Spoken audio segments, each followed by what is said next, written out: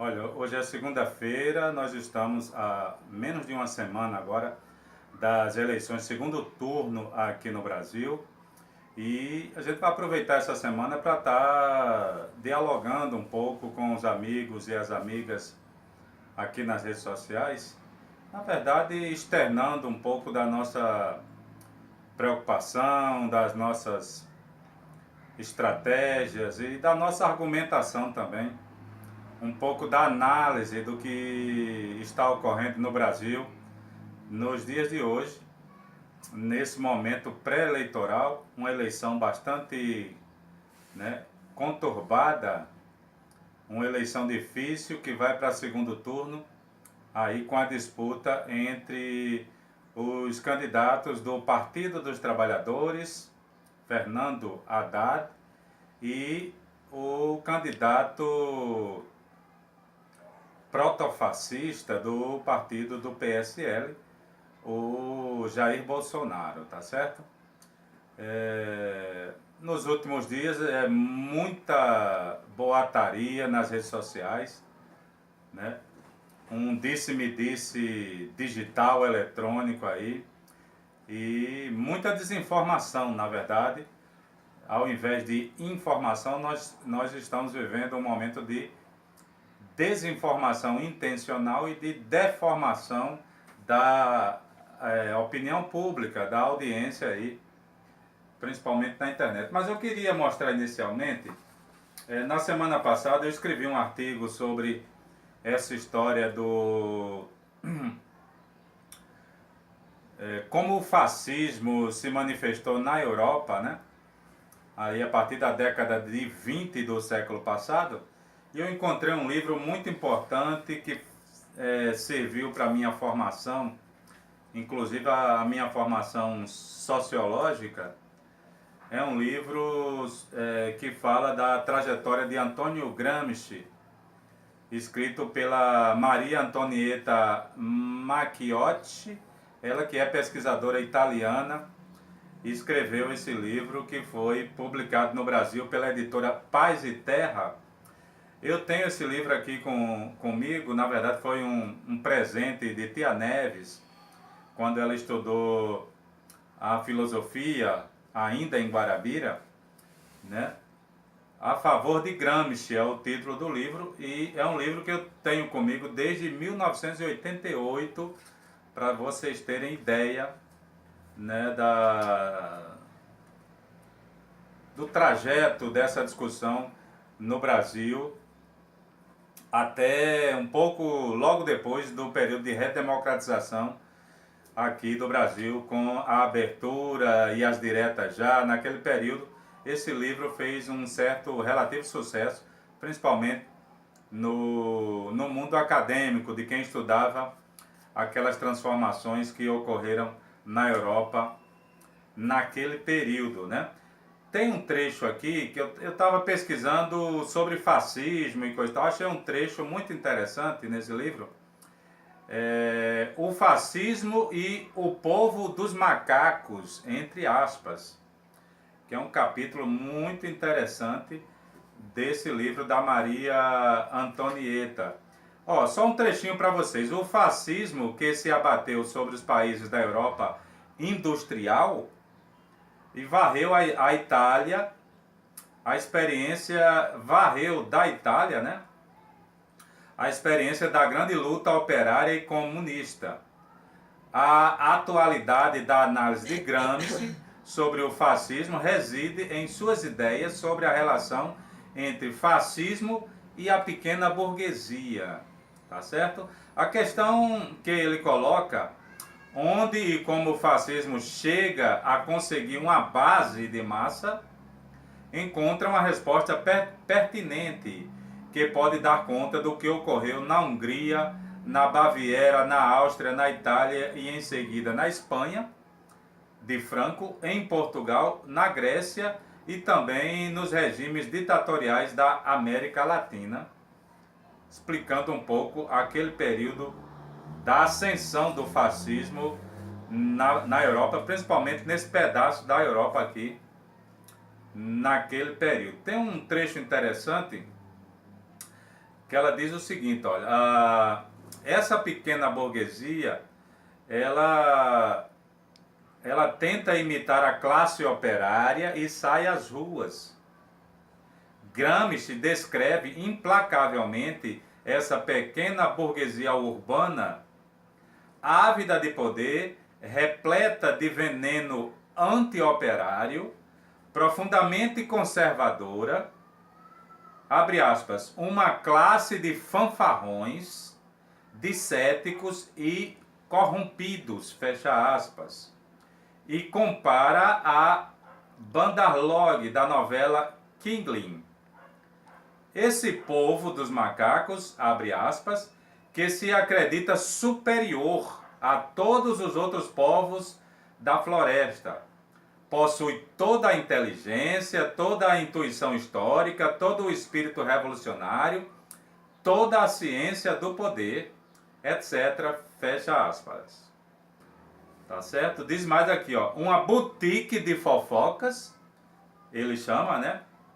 Uma forma de parasitar, segundo as palavras de Antônio Gramsci. É justamente essa pequena burguesia que, após ter escravizado ao poder governamental, torna-se antiparlamentar, abandona a Constituição e, abre aspas, busca corromper o ambiente. Olha, pessoal, eu queria só reforçar esse trecho aqui que é bastante sintomático desse momento que a gente está vivendo. O Gramsci ele coloca o seguinte, é justamente essa pequena burguesia que, após ter escravizado,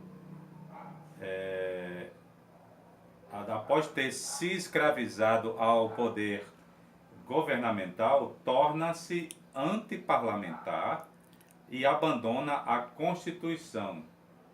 E logo em seguida busca corromper o ambiente. O que é que significa? Os fascistas, né, que já estavam inseridos na pequena burguesia naquela época, depois de chafurdar, vamos dizer assim, no ambiente parlamentar, eles simplesmente abusam do parlamento e começam a boicotar o parlamento, começam a desqualificar o parlamento, começam a negar a Constituição italiana naquele momento, né? E começam a provocar essa corrupção, a corromper o ambiente social, negando a via parlamentar e negando a própria Constituição do país. É o que está acontecendo no Brasil agora. Esse grupo aí, paramilitar, né? É um grupo proto-miliciano, vamos dizer assim. Uma galera que já está inserida dentro da Câmara dos Deputados há muitos anos. O próprio Bolsonaro já tem quase 30 anos de deputado, né? Os filhos dele todos entraram na política também. E agora, de uma hora para outra, começam a desqualificar a própria ação parlamentar, negam o parlamento, agora estão falando em mandar prender ministro do STF, tá entendendo? Não tem nenhum respeito às instituições republicanas, né? Não respeitam nada, desde o golpe que foi dado na presidenta Dilma, que esse grupo, né? O grupo do golpe e agora o grupo fascista, eles não respeitam a Constituição, né? Rasgaram a Constituição, na verdade, desde o golpe, há 2 anos atrás, e agora promovendo a barbárie, né? A verdade é essa desculpa de que não sabiam que os empresários, amigos, estavam financiando a compra de fakes, né? No Zap Zap, por exemplo, isso é uma conversa para boi dormir, né? Tentando ludibriar o eleitorado, dizendo que não estavam sabendo de nada, não estavam sabendo de nada e coisa e tal, e que todos os crimes que estão sendo cometidos por essa galera não são do conhecimento, nem foram autorizados pela campanha do deputado do PSL.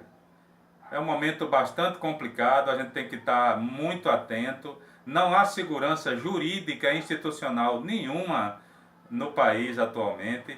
As eleições vão ocorrer num clima de total instabilidade, de incertezas, de ameaças, né? Os nossos companheiros e companheiras não podem mais nem andar às ruas com a sua camiseta, né, com alguma coisa que identifique a esquerda, que já são ameaçados na via pública, como tem ocorrido, né? Inclusive alguns assassinatos já ocorrendo. É um clima realmente de terror, que é típico dos fascistas, né? É típico dessa mentalidade.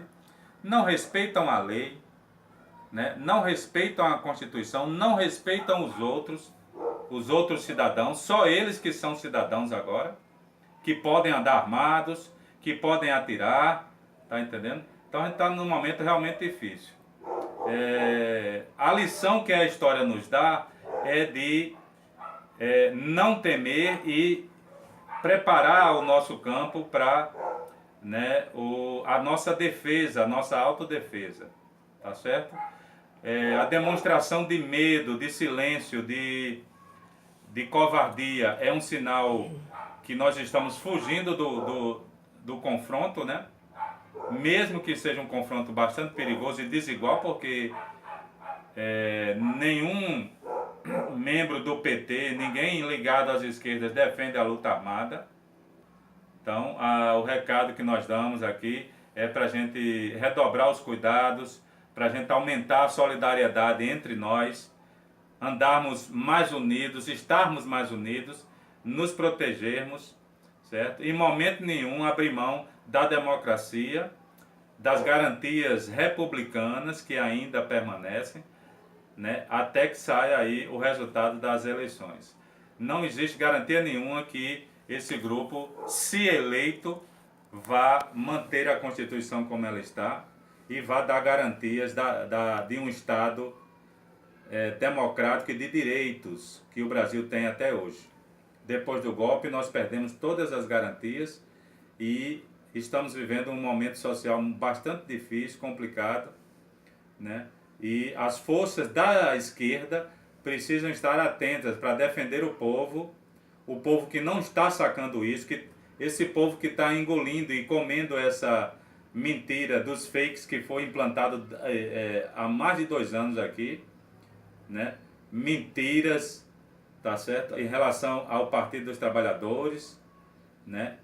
A questão da desqualificação da política, como se todo mundo que tivesse dentro do PT fosse bandido e ladrão, né?